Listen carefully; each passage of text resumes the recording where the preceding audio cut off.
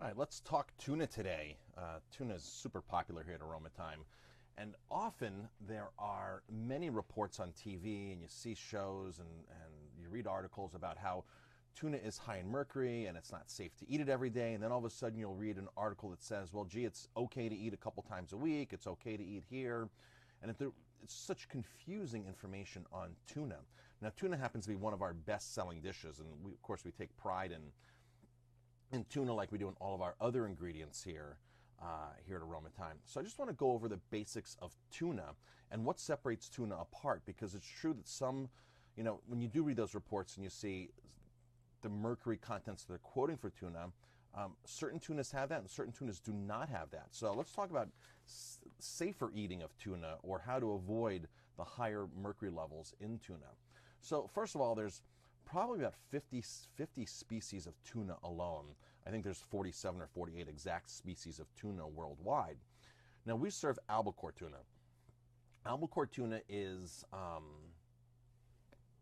the species we're serving, not the exact trade name. If you talk to a fisherman who fishes for tuna, they lump up a bunch of species and call it albacore because it's the lighter texture or lighter color of fish. However, if you're looking at the scientific name, there's only really one albacore tuna, and it's all over the world. It comes from the East Coast here, it comes from the Pacific Coast here in the U.S. But here's the main difference in tuna and why the mercury levels are drastically different. I mean, they're drastically different. If you did a Google search and said, hey, graph out the mercury levels of tuna, you're going to see massive differences, like 20 times mercury in one versus the other. So here's what makes tuna have more mercury. First of all, tuna is a very large species of fish, typically.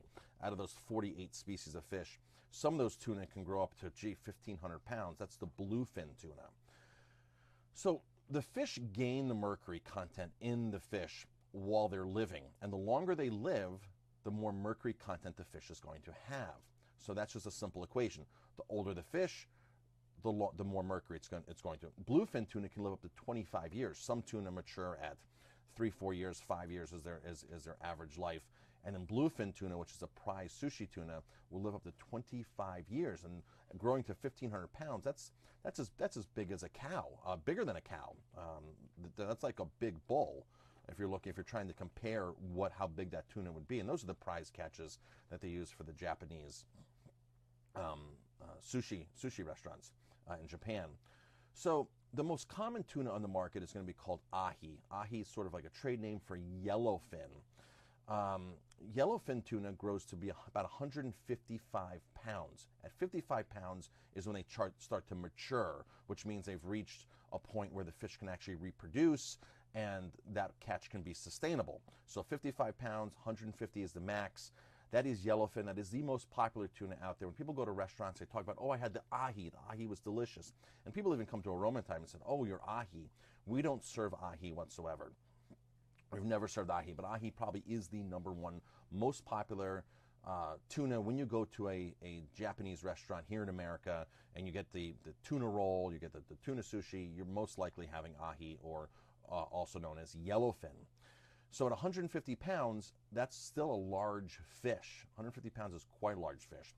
Big eye tuna is probably up there, maybe second in popularity. And big eye tuna can grow almost to 300 pounds, 275 pounds. That's still a large fish.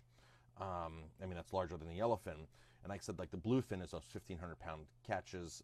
Those don't really happen often. You really don't see that kind of tuna here in America. Southern bluefin, they mature in about 12 years and they grow up to be, now southern bluefin is like it says southern, it's everything in the southern hemisphere, and it goes around the whole world, it bands around the whole world.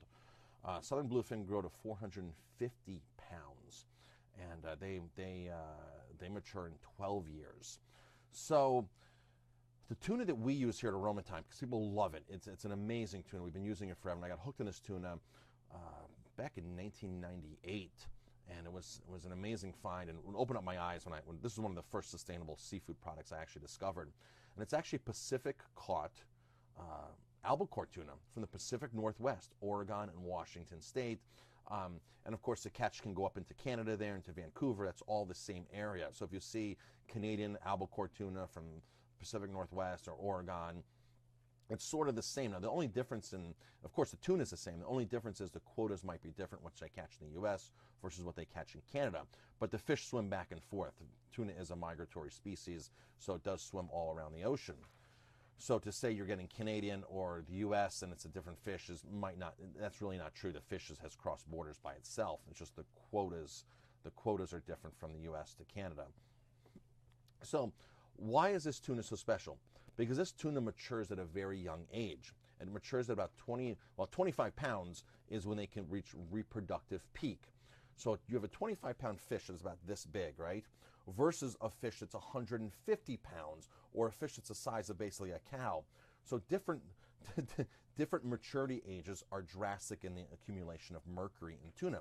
So you always want to look for the smallest tuna possible, because you typically live a shorter life. But the maturity point is super, super important. So these albacore tuna, they're small fish, 25 pounds. They mature very quickly, which means they can reproduce, which as fast as they can catch them, they're reproducing. Some of the other tunas, that's not quite the case. And it's like that with a lot of species of fish, like grouper. They'll fish grouper far before it's reached its sexual maturity to actually reproduce. So they're creating this deficit. It's not a sustainable catch.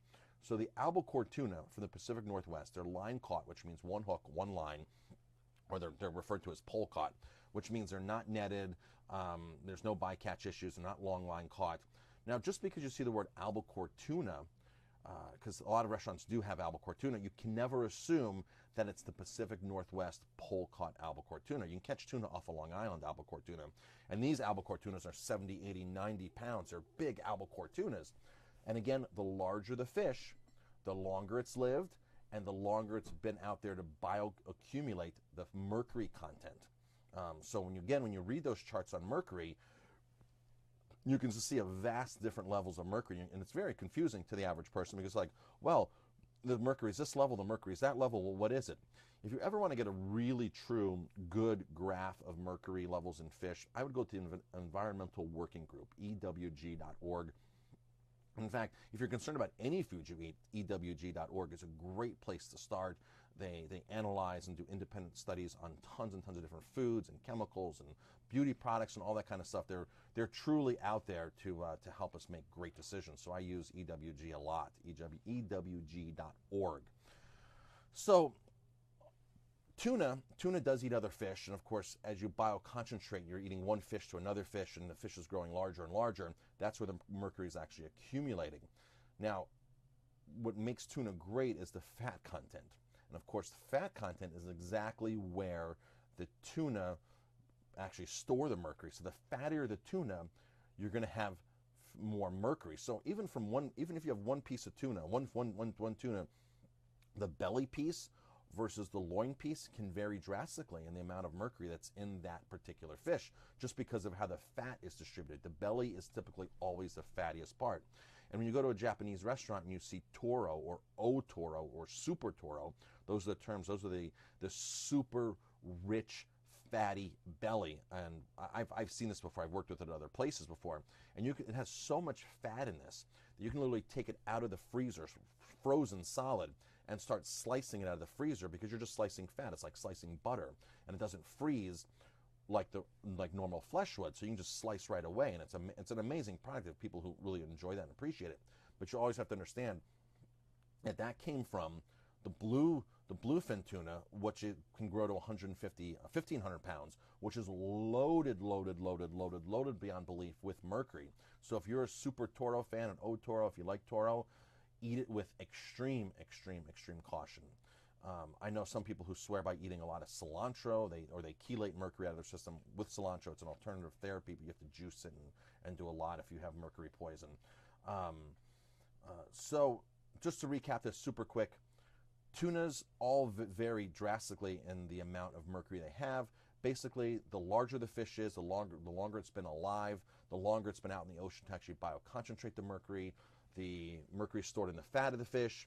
So the larger the fish is not the best. You actually want to go for a small caught tuna, shorter maturity life, so the fish can actually reproduce. And what we use here at Aroma Thyme, because everybody loves it, everybody just absolutely loves it. It's called albacore tuna from the Pacific Northwest. It is polecat from Oregon, Washington State, south of Vancouver in that area there. It is the most sustainable caught tuna out there. It is the lowest mercury tuna out there on the market. There is no other mercury tuna that is lower. Go to Environmental Working Group, ewg.org. Check out the graphs. Really, really impressive stuff. Does it cost more? Absolutely it costs more. It's a fantastic product. It's sustainable. And that's all we've ever used here. So we do not serve ahi, because a lot of people walk in and say, oh, your ahi tuna is amazing. Do not serve ahi. That ahi definitely has a much higher mercury level than albacore. And if you have any comments or questions, leave them below on this feed, and I'll be happy to answer. And thanks for watching.